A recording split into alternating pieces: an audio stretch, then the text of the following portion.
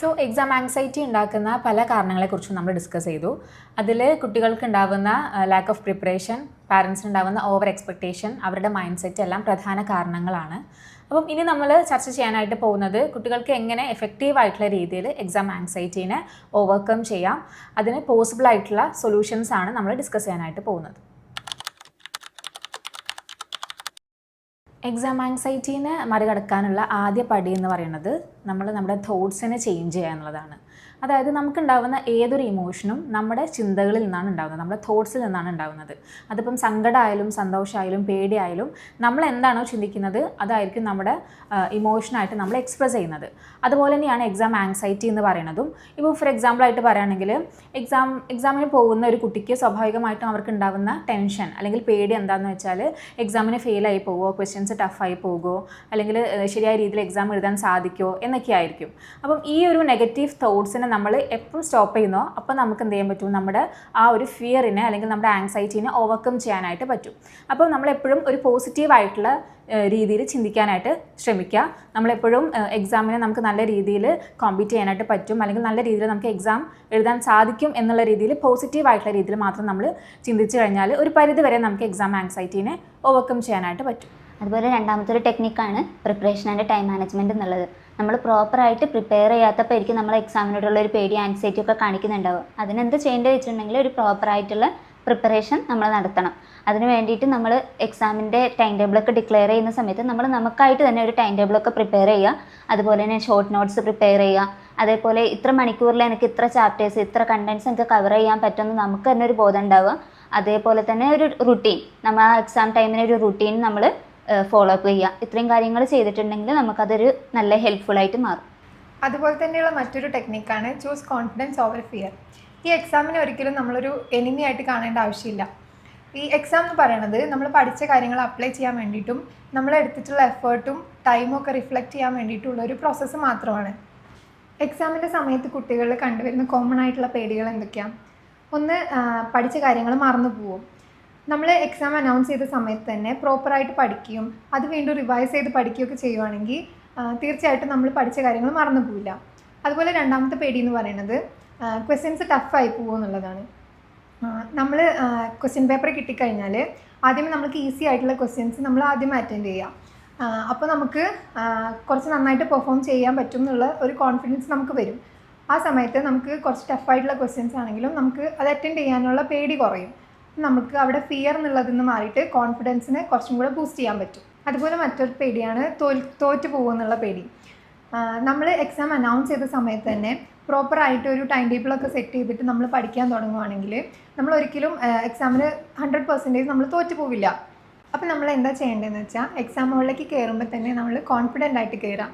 Exam paper കിട്ടിക്കഴിഞ്ഞാൽ ഒരു deep breath എടുക്കുക. അതുപോലെ എക്സാം ക്വസ്റ്റ്യൻസ് ഫുൾ കറക്റ്റായിട്ട് വായിച്ച് നോക്കുക. ടഫായിട്ടുള്ള ക്വസ്റ്റ്യൻസ് കണ്ടാലും പാനിക് ആവാതിരിക്കുക. ഈസി ആയിട്ടുള്ള ക്വസ്റ്റ്യൻസ് ആദ്യം അറ്റൻഡ് ചെയ്യുക. അപ്പോൾ തന്നെ നമുക്കൊരു കോൺഫിഡൻറ്റ് വരും. എന്നിട്ട് പ്രോപ്പറായിട്ട് എല്ലാ ആൻസറും എഴുതുക. നമ്മൾ പെർഫെക്റ്റ് ആവുക എന്നുള്ളതിനെക്കാട്ടി നമ്മളുടെ ബെറ്റർ കൊടുക്കുക എന്നുള്ളതിന് മോർ ഇമ്പോർട്ടൻസ് കൊടുക്കുക. ഇതുപോലെ തന്നെ എഫക്റ്റീവായിട്ടുള്ള മറ്റൊരു ടെക്നിക്കാണ് റിലാക്സേഷൻ അല്ലെങ്കിൽ ബ്രീത്തിങ് എക്സസൈസ് എന്ന് പറയുന്നത്. ഇപ്പോൾ നമുക്ക് എക്സാം ആങ്സൈറ്റി അല്ലെങ്കിൽ എക്സാം ഫിയർ ഒക്കെ ഉണ്ടാകുന്ന സമയത്ത് നമ്മുടെ ബോഡിയിൽ പല മാറ്റങ്ങളും സംഭവിക്കും. അപ്പം ഇവിടെ നമ്മൾ ശ്രദ്ധിക്കേണ്ട ഒരു കാര്യം എന്താണെന്ന് വെച്ചാൽ നമ്മുടെ മൈൻഡിനെ മാക്സിമം റിലാക്സ്ഡ് ആക്കി വെക്കുക എന്നുള്ളതാണ്. അപ്പം അതിന് ഹെൽപ്ഫുൾ ആവുന്ന ഒരു മെത്തേഡാണ് ഈ ബ്രീത്തിങ് എക്സസൈസ് എന്ന് പറയുന്നത്. ഇപ്പം എക്സാം ഹാളിൽ കയറുന്ന സമയത്തും അല്ലെങ്കിൽ നമ്മൾ ക്വസ്റ്റ്യൻ പേപ്പർ കിട്ടുന്ന സമയത്ത് അല്ലെങ്കിൽ പഠിക്കാനിരിക്കുന്ന സമയത്തൊക്കെ നമുക്ക് ട്രൈ ചെയ്ത് നോക്കാൻ പറ്റുന്ന ഒരു ബെസ്റ്റ് മെത്തേഡാണ് ഈ ബ്രീത്തിങ് എക്സസൈസ് എന്ന് പറയുന്നത്.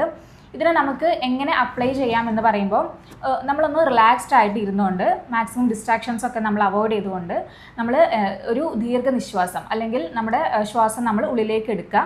എന്നിട്ട് ഒരു 4 to 5 seconds നമ്മളത് ഹോൾഡ് ചെയ്യുക. എന്നിട്ട് സ്ലോലി നമ്മൾ എക്സ്ഹെയിൽ ചെയ്യുക. ഇതാണ് ഇതിൻ്റെ ഒരു പ്രോസസ്സ് എന്ന് പറയുന്നത്. അപ്പം ഇങ്ങനെ ഒരു 3 to 4 times ചെയ്ത് കഴിഞ്ഞാൽ നമുക്ക് വളരെ റിലാക്സേഷൻ ഫീൽ ചെയ്യും. അത് മാത്രമല്ല നമ്മൾ പഠിച്ച കാര്യങ്ങൾ കൂടുതൽ ഓർത്തെടുക്കാനും അതുപോലെ തന്നെ ഇപ്പം ക്വസ്റ്റ്യൻ പേപ്പറൊക്കെ കിട്ടുന്ന സമയത്ത് കുറച്ചുകൂടി റിലാക്സ്ഡ് ചെയ്ത് ഫോക്കസ് ചെയ്ത് ക്വസ്റ്റ്യൻ പേപ്പർ വായിക്കാനും ഉത്തരങ്ങൾ എഴുതാനൊക്കെ നമുക്ക് ഇത് വളരെ ഹെൽപ്ഫുള്ളാണ്. അതുപോലെ തന്നെ നമുക്ക് എക്സാമിന് സമ്മർദ്ദം ഉണ്ടാവാനായിട്ടുള്ള ഒരു പ്രധാന കാരണമാണ് പ്രോപ്പർ ടൈം മാനേജ്മെൻറ്റ് ഇല്ലാത്തത്. ഇവിടെ നമുക്ക് ഫ്രാൻസിസ്കോ സിറില്ലോൻ്റെ പൊമോഡോറോ ടെക്നിക് പോലുള്ള കാര്യങ്ങളൊക്കെ ഹെൽപ്ഫുള്ളാണ്. അതായത് ചില കുട്ടികൾക്ക് ഇപ്പം എഫക്റ്റീവായിട്ട് എങ്ങനെ പഠിക്കണമെന്ന് അറിയില്ല. അവരിപ്പോൾ പഠിച്ചുകൊണ്ടിരിക്കുന്നതിൻ്റെ ഇടയിൽ ഫോൺ നോക്കി പിന്നെ റീൽസായി ഫിലിംസായി അങ്ങനെ പോകാറില്ലേ. അപ്പോൾ ഇവിടെ പൊമോഡോറോ ടെക്നിക്ക് എന്താണെന്ന് വെച്ചിട്ടുണ്ടെങ്കിൽ നമുക്കറിയാം, നമുക്കൊരു കാര്യത്തിൽ ഫോക്കസ് ചെയ്യാൻ ഉള്ള ഒരു ലിമിറ്റ് ഉണ്ട്. നമുക്ക് ആ ലിമിറ്റ് ചെയ്യണമെങ്കിൽ നമുക്ക് ആ കാര്യത്തിൽ ഫോക്കസ് ചെയ്യാൻ പറ്റില്ല. അപ്പോൾ പൊമോഡോറോ ടെക്നിക്ക് ചെയ്യുന്നത് എന്താ വെച്ചാൽ നമ്മൾ നമ്മുടെ പാഠഭാഗങ്ങളെ ഒരു 25 മിനിറ്റിൽ പാർട്സ് ആയിട്ട് ഡിവൈഡ് ചെയ്യുക. അതായത് 25 മിനിറ്റിൽ എനിക്ക് ഇത്രേ പഠിക്കാൻ പറ്റുള്ളൂ, ഇത്ര ചാപ്റ്റേഴ്സ് എനിക്ക് കവർ ചെയ്യാൻ പറ്റുള്ളൂ എന്നുള്ള രീതിയിൽ ഡിവൈഡ് ചെയ്യാം. അതിന് നമ്മൾ ആദ്യം സെറ്റ് ചെയ്യേണ്ടത് ഒരു ടൈമർ വെച്ച് 25 മിനിറ്റ് ടൈം സെറ്റ് ചെയ്ത് അത് റിങ് ചെയ്യുമ്പോൾ നമ്മൾ ആ ഒരു 25 മിനിറ്റ് പഠിക്കുക. അത് റിങ് ചെയ്യുമ്പോൾ നമ്മളത് സ്റ്റോപ്പ് ചെയ്യുക. എന്നിട്ട് ഒരു 5 മിനിറ്റ് ബ്രേക്ക് കൊടുക്കുക. 5 മിനിറ്റ് ബ്രേക്ക് നമ്മൾ ബ്രേക്കായിട്ട് തന്നെ കൊടുക്കണം. ഫോൺ നോക്കിയിരിക്കാനോ അങ്ങനെയൊന്നല്ല ആ ഒരു ബ്രേക്ക് കൊണ്ട് ഉദ്ദേശിക്കുന്നത്. അതായത് നമ്മൾ വെള്ളം കുടിക്കുക, അല്ലെങ്കിൽ ജസ്റ്റ് ടോയ്ലറ്റിൽ പോവുക, അല്ലെങ്കിൽ ജസ്റ്റ് അങ്ങോട്ടും ഇങ്ങോട്ടും നടന്നൊന്ന് റിലാക്സ് ആവുക. അതിനുശേഷം വീണ്ടും നമ്മൾ ഒരു 25 മിനിറ്റ്സ് പഠിക്കുക. അങ്ങനെ ഒരു 3 ടൈംസ് ചെയ്ത് കഴിയുമ്പം നമ്മളൊരു 1.5 hours നമ്മൾ പഠിച്ച് കഴിയും. ആ പഠിച്ച് കഴിഞ്ഞതിന് ശേഷം നമ്മളൊരു 15 to 30 മിനിറ്റ്സ് ബ്രേക്ക് കൊടുക്കുക. ഇതാണ് നമ്മൾ പൊമോഡോറോ ടെക്നിക്ക് ചെയ്യുന്നത്. ഇങ്ങനെ ചെയ്യുമ്പോൾ എന്താണെന്ന് വെച്ചിട്ടുണ്ടെങ്കിൽ നമ്മളൊരു ഒറ്റ സ്ട്രെച്ചിൽ പഠിക്കുമ്പോൾ നമുക്ക് ടയർഡ്നെസ്സും വീക്ക്നെസ്സും ഒക്കെ ഫീൽ ചെയ്യും. പക്ഷേ ഇങ്ങനെ ചെയ്യുമ്പോൾ നമുക്ക് ഒരിക്കലും ഒരു മുഷിപ്പും ഒരു മടിയും ഒന്നും നമുക്ക് ഫീൽ ചെയ്യില്ല. അപ്പോൾ പഠിച്ച കാര്യങ്ങൾ നമുക്ക് ഓർമ്മയും ഉണ്ടാകും, നമുക്ക് എഴുതാനും സാധിക്കും. അപ്പോൾ ഇങ്ങനെ ചെയ്യുമ്പോൾ നമ്മൾ ശ്രദ്ധിക്കേണ്ട കാര്യങ്ങൾ എന്താണെന്ന് വെച്ചിട്ടുണ്ടെങ്കിൽ മാക്സിമം ഡിസ്ട്രാക്ഷൻസ് ഒക്കെ ഒഴിവാക്കുക. അതായത് ഇപ്പോൾ ഫോൺ നോക്കി പഠിക്കുന്ന കുട്ടിയാണെന്ന് വിചാരിച്ചോ, അപ്പോൾ നോട്ടിഫിക്കേഷൻ്റെ സൗണ്ട് ഓഫ് ചെയ്യുക, അല്ലെങ്കിൽ നോട്ടിഫിക്കേഷൻ ഓഫ് ചെയ്യുക. അതുപോലെ തന്നെ ബാക്കി എല്ലാ കാര്യങ്ങളും നമ്മൾ ഓഫ് ചെയ്ത് വെക്കുക. പിന്നെ പുറത്തുള്ള ഡിസ്ട്രാക്ഷൻസും സൗണ്ട്സും കാര്യങ്ങളൊക്കെ നമ്മൾ അവോയ്ഡ് ചെയ്യുക. പിന്നെ നമ്മൾ പറയുന്നതാണ് റെക്കോർഡ് കീപ്പ് ചെയ്യുക എന്നുള്ളത്. അതായത് ഒരു പൊമോഡോറോ അല്ലെങ്കിൽ ഇത്ര ഭാഗം കഴിയുമ്പം ഞാൻ ഇത്ര ഭാഗം കവർ ചെയ്തു, ഇനി എത്ര ഭാഗം കവർ ചെയ്യാനുണ്ട്. ഈ ഒരു കാര്യം നമ്മൾ കീപ്പ് ചെയ്യുമ്പോൾ അത് നമുക്ക് ഒരു കോൺഫിഡൻസ് വരും. എനിക്ക് ഇത്ര പഠിച്ചു കഴിഞ്ഞല്ലോ, ഇനി ഇത്രയും കൂടിയല്ലേ ഉള്ളൂ. അങ്ങനെയൊക്കെ ചെയ്യാൻ വേണ്ടി ശ്രമിക്കുക. ഇതാണ് പൊമോഡോറോ ടെക്നിക്ക് കൊണ്ട് ഉദ്ദേശിക്കുന്നത്. അതുപോലെ തന്നെയുള്ള മറ്റൊരു ടെക്നിക്കാണ് വിഷ്വലൈസേഷൻ. ഇപ്പോൾ നമ്മൾ നന്നായിട്ട് പഠിച്ചിട്ട് എക്സാം ഹാളിൽ പോകണതൊന്ന് ഇമാജിൻ ചെയ്ത് നോക്കൂ. നമുക്ക് ക്വസ്റ്റ്യൻസ് എല്ലാം അറിയാം, നമ്മൾ പ്രോപ്പറായിട്ട് ആൻസർ ചെയ്തു, അപ്പോൾ നമ്മൾ ഒരുപാട് കോൺഫിഡൻ്റ് ആയിരിക്കും. പക്ഷേ അതിന് മറിച്ച് നമ്മൾ ഒട്ടും പ്രിപ്പയർ ചെയ്യാതെ പോയി കഴിഞ്ഞാൽ എന്തായിരിക്കും നമ്മുടെ അവസ്ഥ? ഇതുപോലെ തന്നെയാണ് വിഷ്വലൈസേഷൻ്റെ കാര്യത്തിൽ പറയുമ്പോഴും. നമ്മൾ എല്ലാ കാര്യം പഠിക്കുമ്പോഴും അതിനെ വിഷ്വലൈസ് ചെയ്തിട്ട് ഇമാജിൻ ചെയ്ത് പഠിക്കുകയാണെങ്കിൽ നമ്മളുടെ മെമ്മറിയിൽ കുറച്ചും കൂടെ സ്റ്റോർ ആകും. അപ്പം നമുക്കത് എക്സാമിന് പോകുമ്പോൾ നമുക്ക് ഓർത്തെടുക്കാനും കുറച്ചും കൂടെ ഈസി ആയിരിക്കും. ഈ പരീക്ഷാ സമയത്ത് കുട്ടികൾക്ക് വേണ്ടി പാരൻസിന് എന്തെല്ലാം കാര്യങ്ങൾ ചെയ്യാൻ കഴിയും എന്നുള്ളതിനെ കുറിച്ചാണ് ഇനി നമ്മൾ പറയുന്നത്. What parents can do. അതായത് ഈ എക്സാം സമയത്ത് കുട്ടികൾക്ക് പഠിക്കുക എന്ന് പറയുമ്പോൾ അവർക്ക് വേണ്ടത് വളരെ കംഫർട്ടബിൾ ആയിട്ടുള്ള ഡിസ്ട്രാക്ഷൻസ് ഒന്നും ഇല്ലാത്ത ഒരു ഏരിയ അല്ലെങ്കിൽ ഒരു സിറ്റിംഗ് ഏരിയ ആണ് അവർക്ക് പഠിക്കാൻ വേണ്ടത്. അപ്പോൾ പാരൻസ് എന്ത് ചെയ്യണം, അത് നിർബന്ധമായിട്ടും കമ്പൽസറി ആയിട്ടും അത് ഉറപ്പാക്കുക. വളരെ കാമായിട്ടുള്ള ഫ്ലെക്സിബിൾ ആയിട്ടുള്ള അതുപോലെ തന്നെ ഡിസ്ട്രാക്ഷൻസ് ഇല്ലാത്ത ഒരു സിറ്റിംഗ് ഏരിയ അവർക്ക് വേണ്ടിയിട്ട് ഒരുക്കി കൊടുക്കുക. അതുപോലെ തന്നെ എക്സാമിന് വേണ്ടി നേരത്തെ തന്നെ പ്രിപ്പയർ ചെയ്യാനായിട്ട് പാരൻസും ഒരുപോലെ അതിൽ ഇൻവോൾവ് ആവേണ്ടതുണ്ട്. അതായത് കുട്ടിയെ പഠിക്കാൻ വേണ്ടിയിട്ട് മോട്ടിവേറ്റ് ചെയ്യാനും നേരത്തെ തന്നെ പ്രിപ്പയർ ആവാനും വേണ്ടിയിട്ട് കുട്ടിയുടെ കൂടെ ഇരുന്നിട്ട് അല്ലെങ്കിൽ അവർക്ക് വളരെ ഹെൽപ്ഫുൾ ആയിട്ടുള്ള രീതിയിൽ പാരൻസ് അവരുടെ കൂടെ ഉണ്ടാവേണ്ടതുണ്ട്. പഠനത്തിൽ കുട്ടിയുടെ ഫിസിക്കൽ ഹെൽത്തും മെൻ്റൽ ഹെൽത്തും ഒരുപോലെ ഇമ്പോർട്ടൻ്റ് ആണ്. സോ പാരൻസ് ശ്രദ്ധിക്കേണ്ട കാര്യങ്ങൾ എന്തൊക്കെയാണെന്ന് വെച്ചാൽ പ്രോപ്പറായിട്ടുള്ള ഫുഡ്, അതുപോലെ തന്നെ ഡയറ്റ്, എക്സസൈസ്, ഇത് മൂന്നും ഉറപ്പാക്കുക. മറ്റൊരു കാര്യം എക്സ്പെക്റ്റേഷനാണ്. നമ്മൾ എക്സാം ആങ്സൈറ്റീൻ്റെ റീസൺസ് പറയുന്ന സമയത്ത് പറഞ്ഞിട്ടുണ്ടായിരുന്നു. എക്സ്പെക്റ്റേഷൻ അല്ലെങ്കിൽ പാരൻസിൻ്റെ ഓവർ എക്സ്പെക്റ്റേഷൻ എന്ന് പറയുന്നത് എക്സാം ആങ്സൈറ്റി ഉണ്ടാക്കുന്ന പ്രധാന കാരണങ്ങളിൽ ഒന്നാണ്.